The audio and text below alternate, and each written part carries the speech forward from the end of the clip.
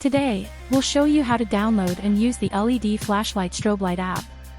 First, head to the Google Play Store on your device and then search for LED flashlight.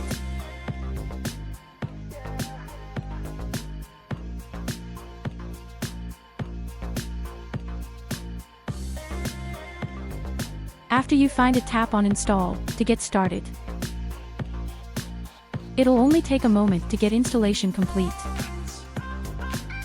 After installation completed, open the app and turn on the flashlight or strobe light with different speed options. It's not just bright but incredibly energy efficient, without causing any overheating issues. Strobe light is ideal for cyclists, stay safe and visible on the road at night. In emergency situations, it's your trusty backup light with no additional hardware or cost. Download now.